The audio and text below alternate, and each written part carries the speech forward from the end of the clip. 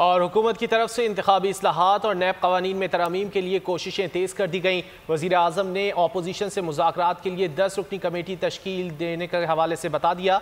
Committee रोज़ाना की बुनियाद पर वज़ीर आज़म से मुलाकात करेगी। नैब कवानीन में तरमीम, इंतखाबी इस्लाहात पर गौर करेगी। मईशत रोज़ाना से मुज़ाकरात का टास्क शाह महमूद और परवेज़ खटक के सुपुर्द। इंतखाबी इस्लाहात कमेटी की तश्कील के लिए स्पीकर ने पार्लिमानी रहनुमाओं को खत लिख दिया। और इसी हवाले से बात करने के लिए हमारे साथ मौजूद हैं पीपल्स पार्टी के रहनुमा आजिज़ धामरा साहब। बहुत शुक्रिया आजिज़ साहब। बताइएगा, पीपल्स पार्टी का दो टोक मौक़िफ़ है कि वो सेनेट में अपोजिशन लीडर अपना ही लाएगी, जबकि नून लीग भी बज़िद है कि अपोजिशन लीडर नून लीग का ही होगा। क्या पीडीएम का शराज़ा बिखरता जा रहा है? वो जमातें जो कल तक साथ थी आज अपने मफादात के लिए आमने सामने हैं, क्या कहेंगे? देखिए जी, पहली बात तो लीडर ऑफ अपोजिशन के हवाले से अभी तक कोई फाइनल बात नहीं हुई है। पीडीएम का मुस्तकबिल बेहतर है, अभी कोई ऐसी बात नहीं हुई है। ज़ाहिर है मुख्तलिफ जमातें हैं उस इत्तेहाद में, अपना point of view peoples party ने रखा है, क्योंकि इससे पहले जो सीईसी का इजलास हुआ था उसमें लास्ट ऑप्शन के तौर पर ये डिस्कस हुए थे रेजिग्नेशन। अब क्योंकि पीडीएम की लास्ट मीटिंग में ये पहले ऑप्शन के तौर पर डिस्कस हुआ है, तो पीपल्स पार्टी की लीडरशिप ने कहा है कि वो सीईसी में ये फैसला करेंगे। अच्छा, लीडर ऑफ अपोजिशन के लिए भी कोई ऐसा नाम डिस्कस ही नहीं हुआ है। धामरा साहब, पीडीएम की स्टीयरिंग कमेटी ने पीपल्स पार्टी को इस्तीफों से मुतालिक डेडलाइन दी है, जबकि पीपल्स पार्टी शुरू से ही इस्तीफों के हक में है, उसके खिलाफ रही है। अगर पीडीएम इत्तेहाद से पीपल्स पार्टी को अगर अलग कर दिया जाता है और दीगर जमातें लॉन्ग मार्च के लिए निकट पड़ती हैं, तो फिर आपकी पॉलिसी क्या होगी?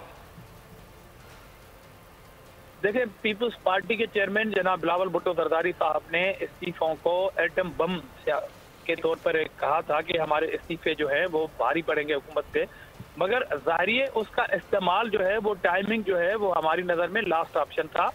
और जब डिक्लेरेशन हुआ था फर्स्ट मीटिंग में पीडीएम का, वो प्रेस रिलीज भी आपके सामने होगी, उसमें भी ये बात मेंशन है।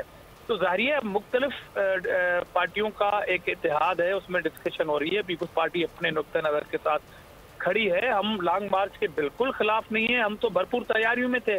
सिंध में हमने तमाम तैयारियां कर दी थी, ट्रांसपोर्ट की, निकलने की, जहां रात स्टे होना था उसकी, मगर ज़ाहिर परसों के इजलास के बाद एक नई सूरत हाल पैदा हो गई और फिलहाल ये कैंसिल हो गया। हमने तो इस बार 4 अप्रैल का जलसा भी उसी मकाम पे करना चाहा था। तो बेसिकली पीडीएम है इत्तेहाद, उसमें गो के मीडिया के अंदर ये जरूर आया है और इख्तिलाफ भी आया है, मगर हम पूरी कोशिश करेंगे कि अच्छा आजिज़ साहब, लॉन्ग मार्च का मुलतवी होना, पीडीएम में दूरियां, क्या समझते हैं इस सब का फायदा किसको होगा? क्या पीडीएम इत्तेहाद मजाक बनकर नहीं रह गया? जो हुकूमत को घर भेजने की बातें कर रहे थे आज खुद ही मुंतशिर हो गए।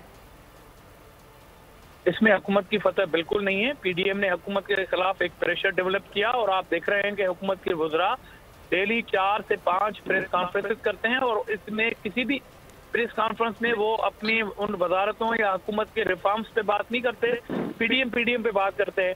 तो हुकूमत की परेशानी, हुकूमत के डाके, ये सब चीज़ें यहाँ होती हैं जब हमने इलेक्शन में हिस्सा लिया था। जब हम ज़िमनी इंतखाब में नहीं जाते तो इनको एक्सपोज कैसे करते अगर हम इस्तीफा देके हाउस से बाहर निकल आते। बहुत शुक्रिया धामरा साहब, आपने बोलियों को वक्त दिया।